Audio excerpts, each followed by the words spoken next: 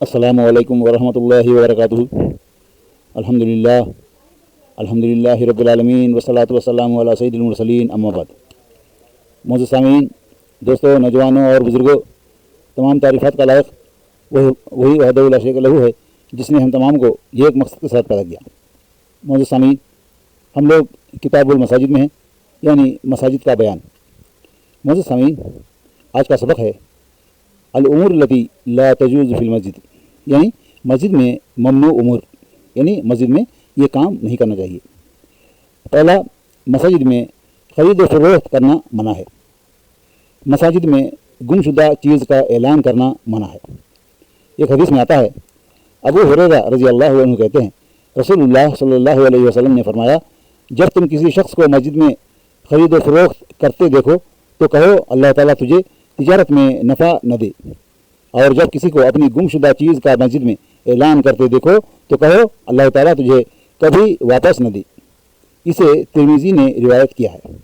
معزز سامعین، مسجد میں بلند آواز سے گفتگو کرنا منع ہے۔ ایک حدیث میں آتا ہے، کعب بن مالک رضی اللہ عنہ سے روایت ہے کہ انہوں نے اپنے ایک قرض کا عبداللہ بن ابی حدروب رضی اللہ عنہ سے تقاضا کیا۔ مسجد میں نبی کریم صلی اللہ علیہ وسلم کی موجودگی میں دونوں کی آوازیں بلند ہوئیں، یہاں تک کہ رسول اللہ صلی اللہ علیہ وسلم نے اپنے حجرے میں سن لی۔ آپ صلی اللہ علیہ وسلم نے حجرے کا پردہ اٹھایا اور باہر آ کر فرمایا، اے کعب۔ انہوں نے کہا، یا رسول اللہ صلی اللہ علیہ وسلم، میں حاضر ہوں۔ آپ صلی اللہ علیہ وسلم نے ہاتھ سے اشارہ کیا، آدھا قرض معاف کر دو۔ کعب رضی اللہ عنہ نے کہا، یا رسول اللہ صلی اللہ علیہ وسلم، جو آپ کا حکم میں نے معاف کر دیا۔ تب آپ صلی اللہ علیہ وسلم نے ابن ابی حدروب رضی اللہ عنہ سے فرمایا، چل اٹھ اور اس کا قرض ادا کر۔ اسے بخاری نے روایت کیا ہے۔ معزز سامعین، اور ایک حدیث میں آتا ہے، صاحب بن یزید رضی اللہ عنہ سے روایت ہے کہ میں مسجد نبوی صلی اللہ علیہ وسلم میں کھڑا تھا، اتنے میں ایک شخص نے مجھ پر کنکر پھینکا۔ میں نے دیکھا تو وہ عمر بن خطاب رضی اللہ عنہ تھے۔ انہوں نے کہا، جا ان دونوں کو بلا کر لا۔ میں ان کو بلا لایا۔ عمر رضی اللہ عنہ نے پوچھا، تم کون ہو؟ یا یوں فرمایا، کہاں سے آئے ہو؟ انہوں نے کہا، ہم طائف سے آئے ہیں۔ عمر رضی اللہ عنہ نے کہا، اگر تم اس شہر مدینہ کے رہنے والے ہوتے تو میں تم کو سزا دیتا۔ تم رسول اللہ صلی اللہ علیہ وسلم کی مسجد میں شور و غل مچاتے رہے۔ اسے بخاری نے روایت کیا ہے۔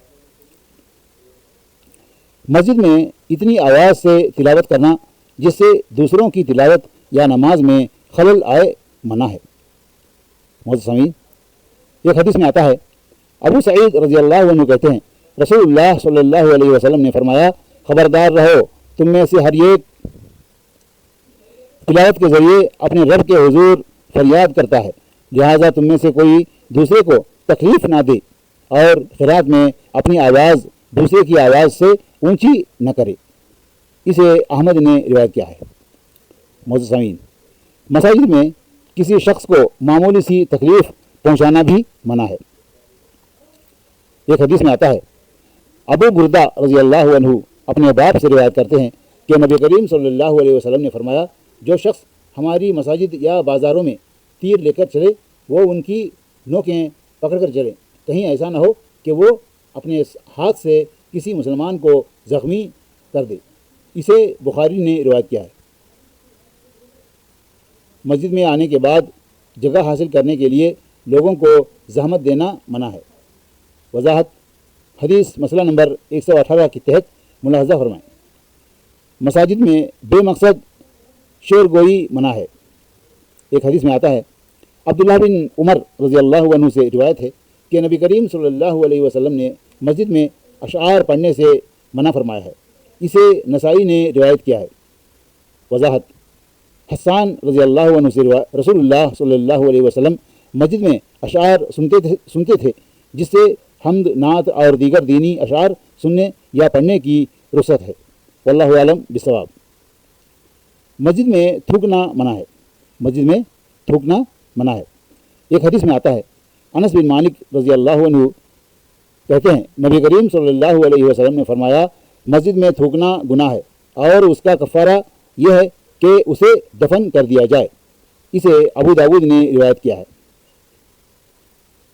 اور ایک حدیث میں آتا ہے، عبداللہ بن عمر رضی اللہ عنہما کہتے ہیں، رسول اللہ صلی اللہ علیہ وسلم نے فرمایا، جب تم میں سے کوئی شخص نماز پڑھتا ہے تو اس کے سامنے اللہ ہوتا ہے، لہٰذا نمازی اپنے آگے نہ تھکے۔ اسے ابو داؤد نے روایت کیا ہے۔ وضاحت، یاد رہے قبلے کی سمت تھکنا صرف مسجد میں ہی منع نہیں، بلکہ قبلے شریف کی عزت اور عظمت کی وجہ سے مسجد سے باہر بھی قبلے کی سمت تھکنا منع ہے۔ آپ صلی اللہ علیہ وسلم کا ارشاد مبارک ہے، جس شخص نے قبلے کی طرف تھکا، قیامت کے روز اس کا تھوک اس کی دونوں آنکھوں کے درمیان ہوگا۔ معزز سامعین، مساجد میں دنیا داری کی باتیں کرنا منع ہے۔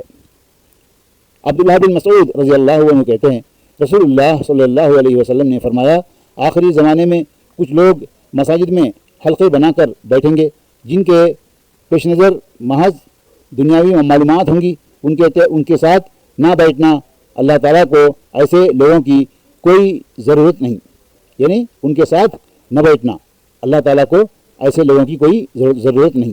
اسے ابن حبان نے روایت کیا ہے۔ معزز سامعین، مساجد میں حد قائم کرنا منع ہے۔ مساجد میں حد قائم کرنا منع ہے۔ ایک حدیث میں آتا ہے، عبداللہ بن عباس رضی اللہ عنہما سے روایت ہے کہ رسول اللہ صلی اللہ علیہ وسلم نے فرمایا، مساجد میں حدود قائم نہ کی جائیں۔ مساجد میں حدود قائم نہ کی جائیں۔ اسے ابن ماجہ نے روایت کیا ہے۔ مسجد میں اپنے لیے خاص جگہ مقرر نہ کرنا، یعنی خاص جگہ مقرر کرنا منع ہے۔ مسجد میں اپنے لیے خاص جگہ مقرر کرنا منع ہے۔ ایک حدیث میں آتا ہے، عبد الرحمن بن شبل رضی اللہ عنہ کہتے ہیں، رسول اللہ صلی اللہ علیہ وسلم نے کوے کی طرح ٹھونگے مار کر سجدہ ادا کرنے، سجدے میں چوپائی کی طرح ہاتھ پھیلانے اور مسجد میں اونٹ کی طرح باڑے میں جگہ مخصوص کرنے سے منع فرمایا ہے۔ یعنی کوے کی طرح ٹھونگے مار کر سجدہ ادا کرنے، سجدے میں چوپائی کی طرح ہاتھ پھیلانے اور مسجد میں اونٹ کی طرح باڑے میں جگہ مخصوص کرنے سے منع فرمایا ہے۔ اسے ابو داؤد نے روایت کیا ہے۔ یعنی نماز میں سکون سے کرنا چاہیے، نماز سکون سے پڑھنا چاہیے۔ کبھی کی طرح سجود کرنا، جلدی سر جھکائے نکلے، یعنی کچھ لوگ کرتے ہیں، ایسا نہیں کرنا چاہیے۔ اور چوپائی کی طرح ہاتھ پھیلانا، یعنی کچھ لوگ کیا کرتے، سجدے میں اپنے ہاتھ یعنی کونی تک زمین کو ٹچ کرتے، ایسا نہیں کرنا۔ پیٹ رانوں کو نہیں لگنا، سجدے میں پیٹ ران کو نہیں لگنا، اور اسی طریقے سے ہاتھ کونی زمین کو نہیں لگنا، یعنی یہ صرف ہتھیلی ہونا، ہاتھ زمین سے اوپر ہونا، یعنی اس کو ٹچ نہیں ہونا۔ اور اسی طریقے سے جگہ مخصوص نہیں کرنا، یعنی اپنے لیے مسجد میں کوئی بھی جگہ مخصوص نہیں کرنا۔ معزز سامعین، مسجد میں ایک ہاتھ کی انگلیاں دوسرے ہاتھ کی انگلیوں میں ڈالنا منع ہے۔ ایک حدیث میں آتا ہے، ابو ہریرہ رضی اللہ عنہ کہتے ہیں، رسول اللہ صلی اللہ علیہ وسلم نے فرمایا، تم میں سے کوئی شخص جب وضو کر کے مسجد کی طرف آئے تو واپس گھر آنے تک وہ نماز میں رہتا ہے، لہٰذا وہ یوں نہ کرے۔ اور آپ صلی اللہ علیہ وسلم نے ایک ہاتھ کی انگلیاں دوسرے ہاتھ کی انگلیوں میں ڈال کر دکھائیں۔ اسے ابن خزیمہ نے روایت کیا ہے۔ وضاحت، یعنی شریعت کے احکام و مسائل سمجھانے کے لیے اگر ایسا کرنے کی ضرورت پڑے تو وہ جائز ہے، واللہ اعلم بالصواب۔ یعنی اس حدیث میں یہ بتایا گیا کہ اگر کوئی آدمی گھر سے وضو کر کے مسجد گئے نماز پڑھنے کے لیے، تو اس کو گھر سے لے کر پھر گھر آنے تک دونوں ہتھیلیاں ایک دوسرے میں فٹ نہیں کرنا، یعنی دونوں ہتھیلیوں کو نہیں ملانا، ایسا نہیں ملانا، اس لیے کہ رسول اللہ صلی اللہ علیہ وسلم نے فرمایا ہے۔ اس لیے کہ وہ گھر سے نکل کر گھر آنے تک وہ نماز میں رہتا ہے، یعنی اس کو نماز کا ثواب ملتا ہے۔ معزز سامعین، مسجد میں داخل ہونے کے بعد نمازی کو مکمل اطمینان اور وقار کے ساتھ نماز میں شریک ہونا چاہیے۔ مسجد میں بھاگنا منع ہے۔ مسجد में भागना मना है। मौजूद सामीन, और एक हदीस में आता है, अबू हुरैरा रजी अल्लाह अन्हु कहते हैं, मैंने रसूलुल्लाह सल्लल्लाहु अलैहि वसल्लम को फरमाते हुए सुना है, जब नमाज खड़ी हो जाए तो भागते हुए ना आओ, बल्कि आम रफ्तार से चलकर आओ। तुम पर इत्मीनान से आना वाजिब है। नमाज का जो हिस्सा इमाम के साथ पाओ वो अदा कर लो, और जो रह जाए उसे बाद में मुकम्मल कर लो, यानी पूरा कर लो। इसे बुखारी ने रिवायत किया है।